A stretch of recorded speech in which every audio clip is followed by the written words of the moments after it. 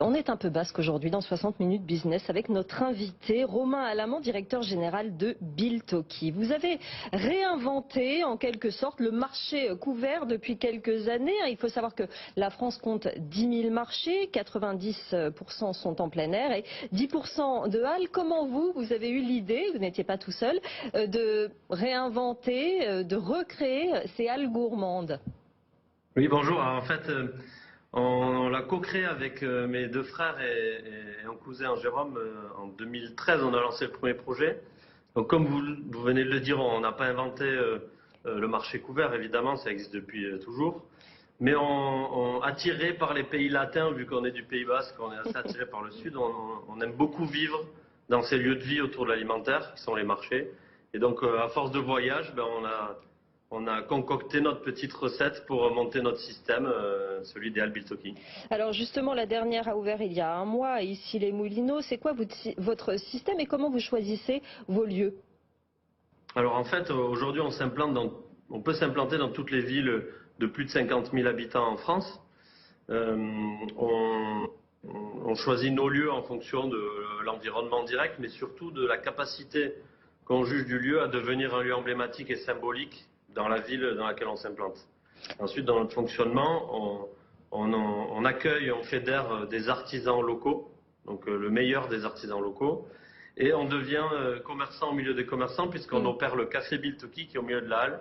C'est notre manière de fonctionner, de faire fonctionner nos lieux et de les faire vivre. Oui, c'est ça. Il y a une partie restauration, une partie commerçant qui vous reverse des loyers. Jean-Marc? Oui, sur le plan juridique vis-à-vis des halles en question, vous êtes les propriétaires, les locataires, quel est votre statut vis-à-vis de ces lieux-là et quel est votre rapport avec les municipalités, les communes sur lesquelles vous vous implantez?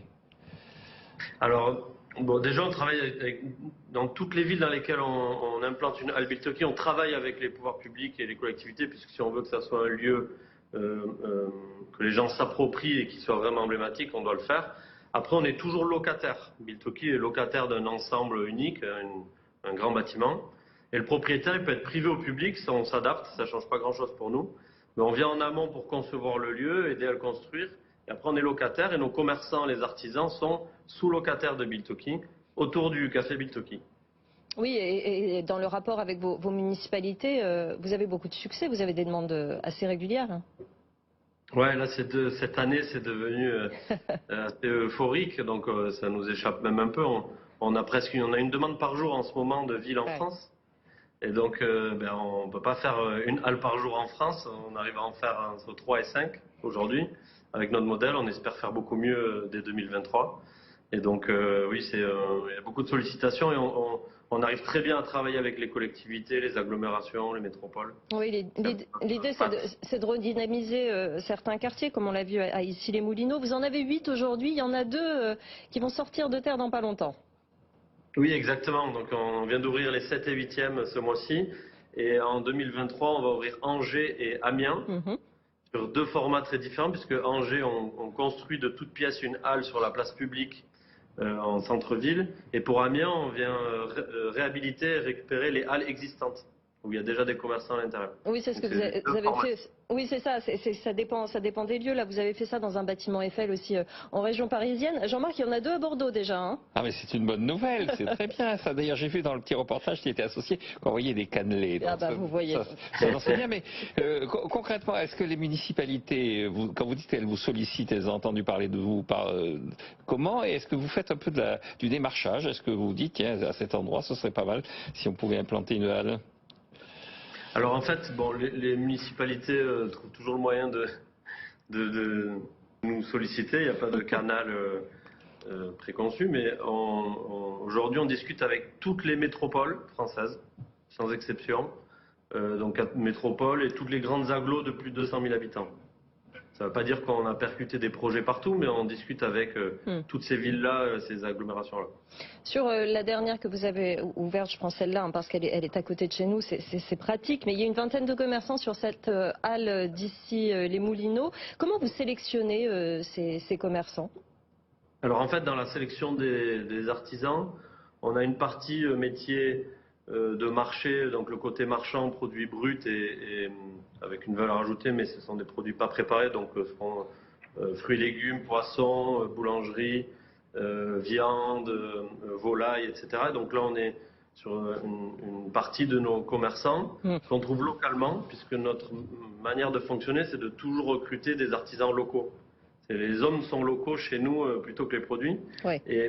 Et c'est notre, voilà, c'est notre choix. Et ensuite, il y a une partie plus transformée où on a carrément même des restaurateurs dans nos lieux. Donc c'est vraiment toute la food du métier marchand jusqu'au métier dégustation, restauration sur place.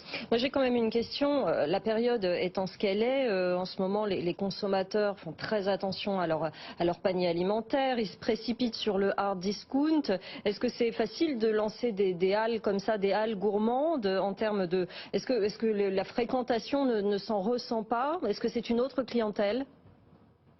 En fait aujourd'hui on est plutôt privilégié puisqu'en 2022, on fait notre meilleure année dans chacune des halles. Je pense déjà nos artisans sont assez bien protégés. Et c'est une chance ça en France. C'est-à-dire que l'inflation sur l'énergie, on a le même impact que pour les habitants. On n'a pas des impacts comme pour les grandes entreprises. C'est un avantage. Et ensuite, oui, on a des clientèles qui sont des clientèles familles, plutôt CSP+, dans les implantations actuelles. Ouais. Et donc ça nous permet d'être un peu protégés de ça, on est privilégiés quand même. Alors du coup les fêtes se présentent bien, c'est ça que ça veut dire Romain Alamand?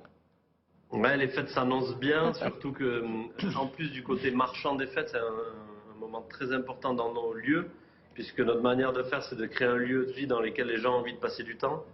Et donc il y aura beaucoup d'animations, beaucoup d'événements dans toutes nos halles. Et on sait que c'est le gros mois de l'année pour profiter entre collègues, ou en famille ou entre amis. Donc ça promet. Très bien. Merci beaucoup. Ça donne très envie d'y aller. En tout cas, merci Romain Alamand d'être venu nous voir, directeur général des halles Biltoki. Et très bonne journée à vous. Allez, tout de suite, c'est l'heure d'accueillir Pierre Kupferman.